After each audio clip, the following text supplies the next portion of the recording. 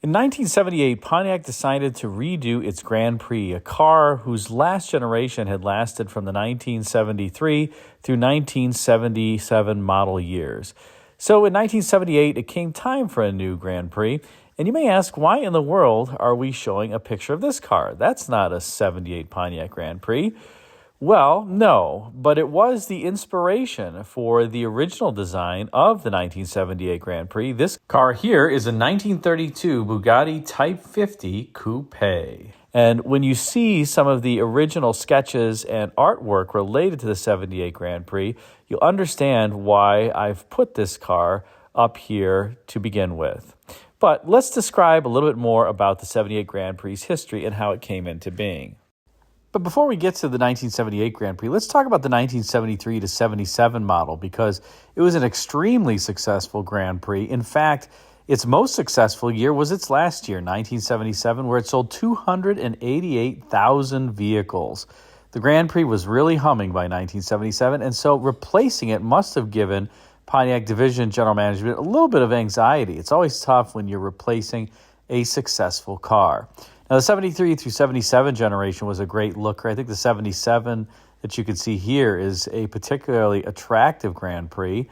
But it was time, after all, to replace these vehicles. And by this point, automakers knew that they had to downsize these Grand Prix and other vehicles from the previous generation, in part because of the OPEC oil embargo that took place in 1973. And these cars were designed around that time frame.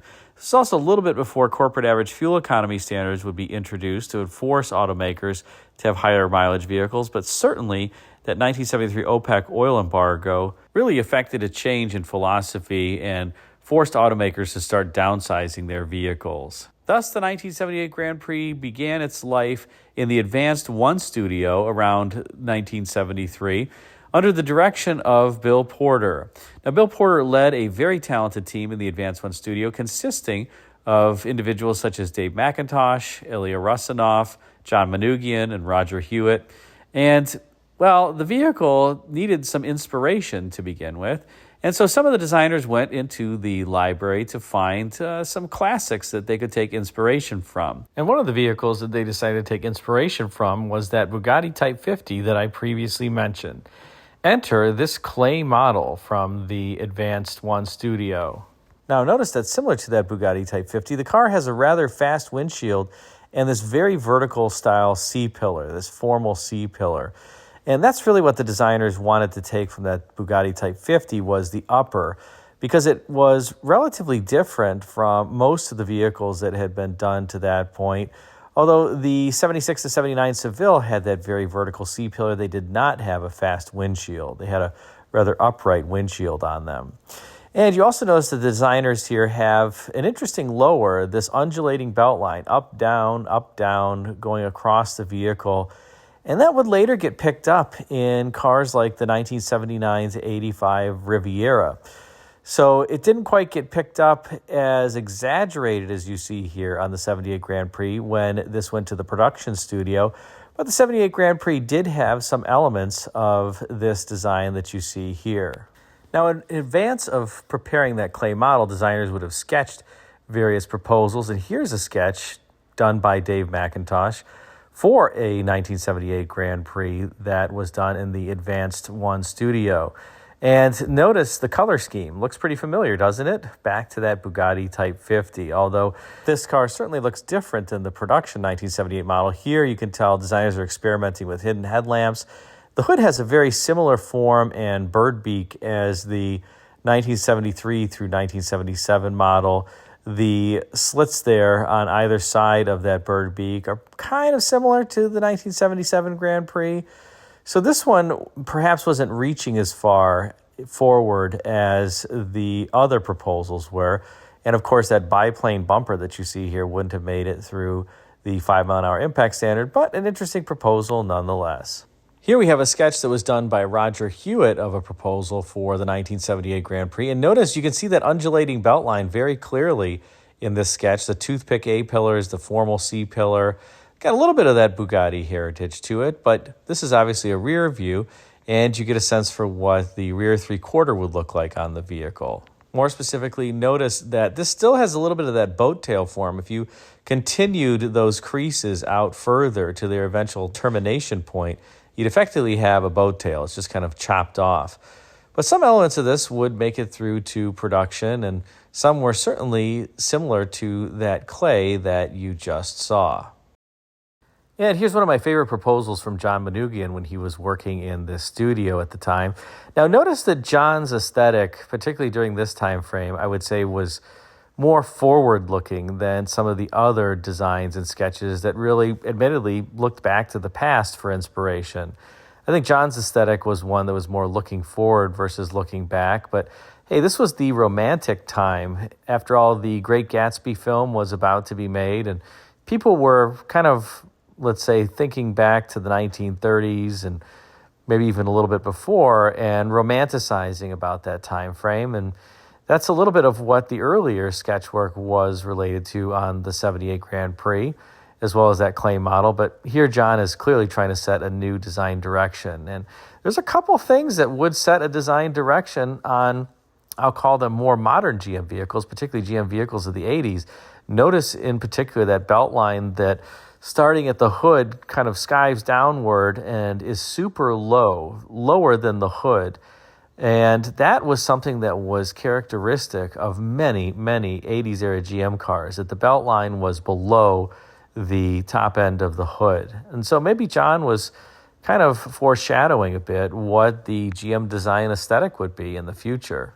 I also like how he's taken that Pontiac bird beak or nose on it, and he's made it more modern. It's got a bit of a slant to it, as does that entire grille and the front end of the car. So some of the things, like I said, in this sketch would make it onto future proposals. Maybe even those wheels ended up being something that you'd see on Camaros in later days. And here's a final clay model from the studio, and you'll notice a number of things that really made it through to production. That front end is pretty close, although that grille that's bumperless in front of it did not survive through production. I think designers were probably hoping that the chunky bumper on either side of the grille and having it recessed a little bit would enable the car to meet the 5-mile-an-hour impact standard in the front.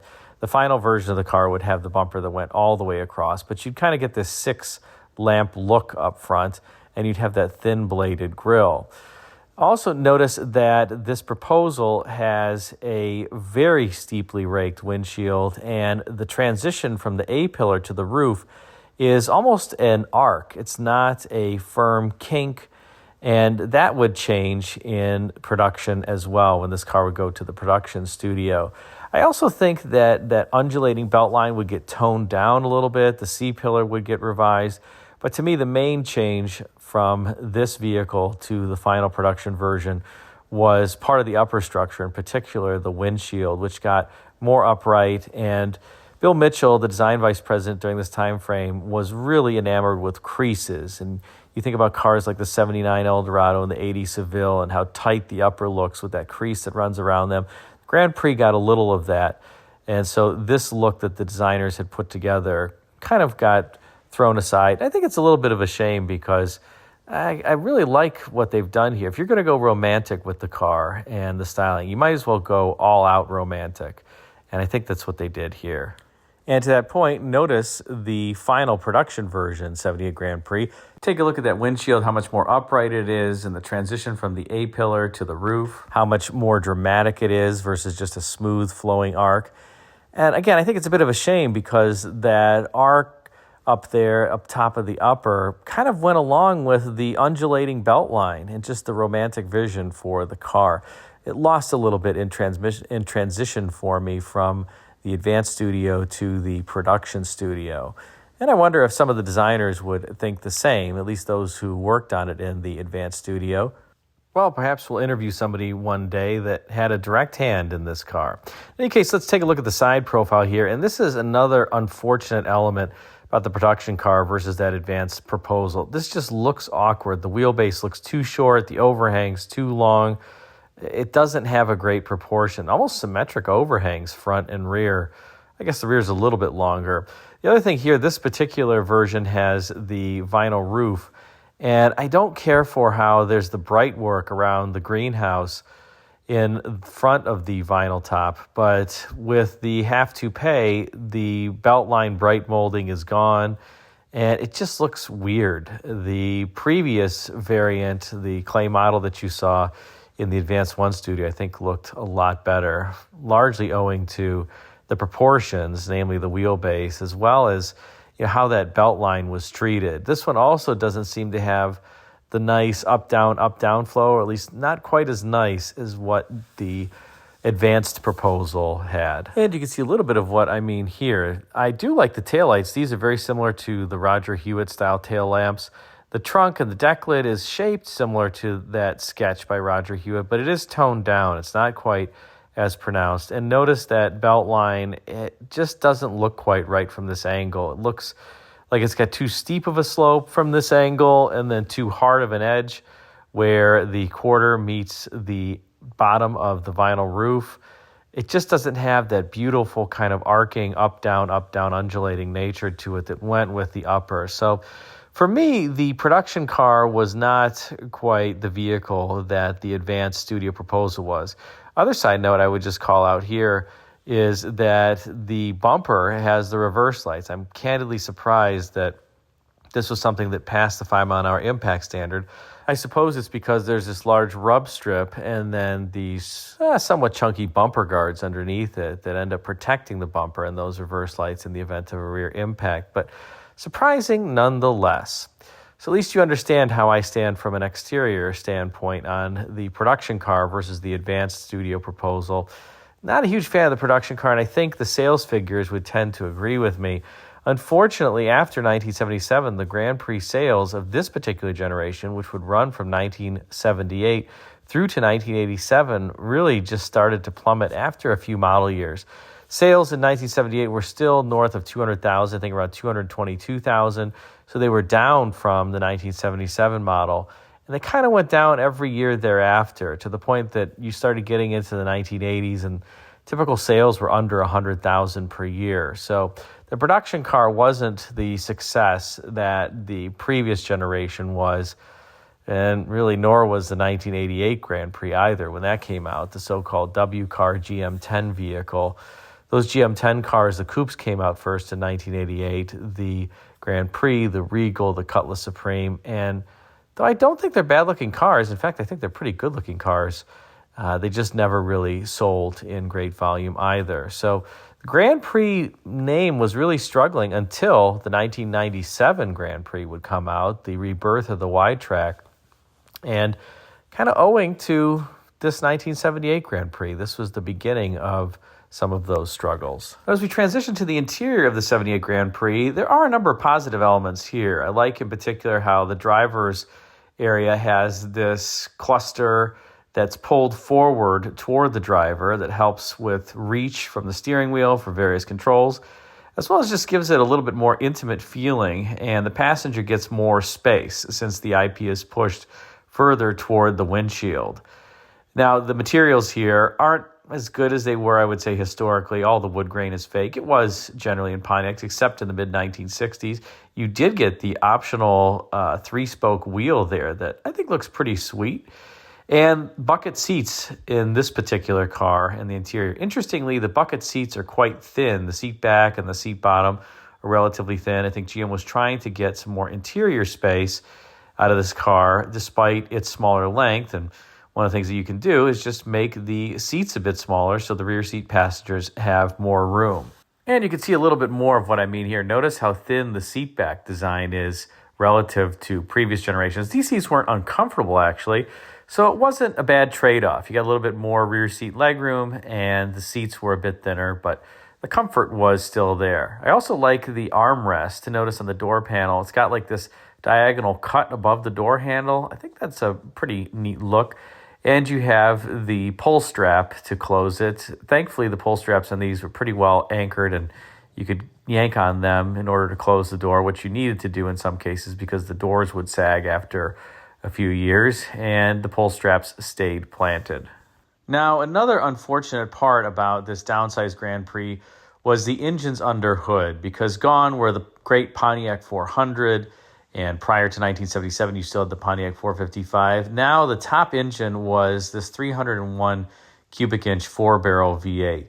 That came standard in the Grand Prix SJ trim. Standard in the LJ trim was a 301 cubic inch 2-barrel V8.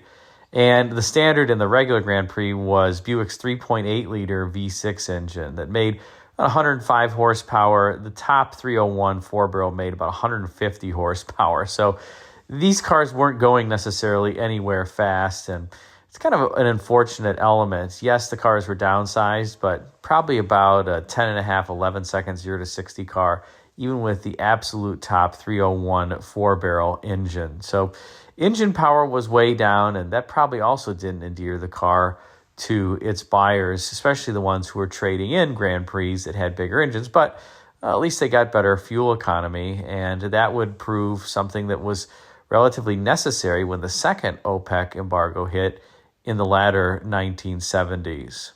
So what do you think of the 1978 Grand Prix and its inspiration, that kind of Bugatti Type 50-esque inspiration? Do you like the clay model better or the final production version? Put a comment in the comment section and let me know. Thanks again for watching. And if you'd like to learn more about this era of GM design, be sure to check out John Manoogian's series on Driven to Right, where he details his career. I'll put a link to some of the articles in the description. And also, if you are a fan of GM design of this era, check out the website Dean's Garage, which is run by Gary Smith, a former GM designer. Does a great job detailing design history. I highly encourage you to check it out. Thanks again for watching.